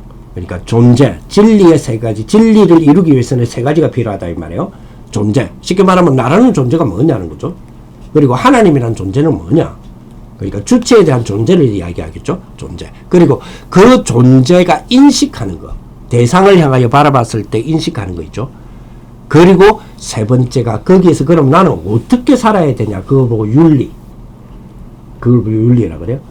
윤리는 뭔가 도덕적인 삶 이런 뜻인데 바르게 삽시다 이런 말이 아니고 어떻게 살아야 돼를 윤리라 그래요. 그래서 철학에는 주체, 그리고 대상, 그리고 진리. 그렇죠? 요 세 가지에서 따로 진리가 아니고 요 세 가지를 둔 진리는 존재론, 인식론, 윤리학 이렇게 돼 있어요. 그것도 들어봤죠? 고등학교 존재론, 인식론, 윤리학 이렇게 돼 있어요. 철학의 구조는 이게 다예요. 사실 철학이 어렵다 하지만 사실 이게 전부 다라. 전부 다. 자, 요 책은 중세에서 근세로 넘어가는 근대로부터 시작하는데 근대로부터 가기 위해서는 중세의 배경이 필요하고 중세의 베이스가 필요하거든요. 중세 때는 아까 전에 얘기했지만은 주체가 하나님이라 그랬죠. 자, 그래서 아주 심플합니다. 하나님. 그리고 대상은 뭐요? 인간. 그럼 진리는 하나님 뜻대로 사는 거. 끝. 근데 이게 타락을 했어. 이게 권력이 되고 이게 타락으로 넘어가 버렸어. 자, 그러다 보니까 타락을 넘어가니까 환멸을 느끼잖아. 이 자체가 타락이 아니고 이걸 지고 있는 사람들이 타락을 해버렸어. 그러니까 환멸을 느껴. 환멸을 느끼니까 주체의 하나님이라는 주체의 자리에 하나님은 좀 나가 계세요 하고 쫓아내고 없앴다는 말이 아니라 이 경계 밖으로 몰아내고 이 주체의 자리에 인간을 집어넣었어. 그 첫 번째 인물이 데카르트야. 그래서 다음 주부터는 데카르트 편도 좀 살펴볼 겁니다. 다음 주에는 데카르트도 살펴보는데 데카르트를 이해하면 철학은 거의 다 이해됐어요. 사실은. 그런데 이 데카르트에 대한 이해를 표현을 어떤 표현이 대학식인가라고 하는 거는 이제 지금 읽어 나가는 부분으로 조금씩 읽어 나가면서 이게 대학에서 쓰는 용어들이구나 혹은 대학2구나 라는 부분들을 좀 발견할게요. 이 목적은 아까도 이야기했죠. 목적은 대학에서의 문화를 충격을 덜 받기 위해서 하는 거지 지식을 이해하기 위해서 하는 건 아니에요. 우리가 하는 목적은 4년 대학을 2년으로 줄이자는 거는 그지? 처음 들어가서 대학의 학문 문화에 학문 문화 분위기에 그리고 글에 충격을 받아서 이해하는 데 1년 반이 걸리니까 그걸 완화시키자는 게 첫 번째 목적. 근데 첫 번째 목적인데 이 첫 번째 목적을 이루게 하기 위하여 쓰는 교재, 쓰는 내용은 그래도 들어가서 여러분들이 도움이 되는 가장 대학적인 내용으로 하기 위해서 선택한 게 철학이에요. 철학은 헛된 속임수입니다. 그 헛된 속임수라고 하는 부분을 이제 중간쯤 가서 여러분들이 한 달 정도 이후에 그러니까 한 4주 정도 이후에 중간쯤 가서 이게 왜 헛된 철학인지를 또 한번 대학식으로 또 볼 거예요. 그런 식으로 해서 좀 많은 부분들을 조금 소화를 시키면 좋겠죠. 학교마다 조금 다른 게 있어요. 학교마다 그 교수님마다 어떤 특징들이 있습니다. 오늘 이렇게 해본 대지요. 지금 대지요. 대다는 말은 힘들지요. 예. 여기 글씨 초롱초롱한데. 여기 대학에서 가장 교수님들이 선호하는 100분 수업이에요. 교수님들이 가장 선호하는 게 100분 수업이에요. 예. 100분 수업은 1시간 40분인가? 그죠? 예. 100분 수업을 사실 굉장히 선호하세요. 왜냐하면 100분 수업이 사실은 대학으로서는 100분 수업이 딱 맞아요. 나도 수업을 해보면 50분 수업의 중간에 흐름이 끊겨. 그래서 100분 수업이면 처음에는 이렇게 힘들어. 근데 100분 수업도 대학생이 되어서 조금씩 인식하게 되고 내 몸에 각인이 되기 시작하면 그게 굉장히 나한테 지식이 가장 많이 남는 수업의 시간이 100분 수업이에요. 그래서 왜 토론을 100분 토론하는데 100분 토론 이런 프로그램이 있잖아. 그 이유가 있거든요. 그래서 교수님마다 사실은 50분 수업인데 알아서 하는 선생님들이 많아요. 그러니까 2학점짜리 이런 부분들 교수님이 그냥 쉬지 말고 달아서 합시다 하고 근데 쉬는 시간 20분까지 세요 이렇게 하는 교수님들도 많아요. 그래서 100분 수업이 제일 집중력이 있기 때문에 그랬습니다. 자, 기도하겠습니다. 하나님 감사를 드립니다. 귀한 우리 랩런트들과 함께 대학에 대한 접근을 시작해 봅니다. 하나님의 큰 은혜를 허락하여 주시고 또 우리의 체질의 축복이 될 수 있도록 각인뿌리 체질을 미리 우리가 준비할 수 있도록 주님이 성령으로 역사하여 주옵소서. 주시는 내용들이 결국은 말씀으로 재해석하는 그 시간까지 우리가 잘 따라가는 그런 축복들이 또 될 수 있도록 역사하여 주옵소서. 예수님 이름으로 기도합니다. 아멘. 감사합니다. 감사합니다.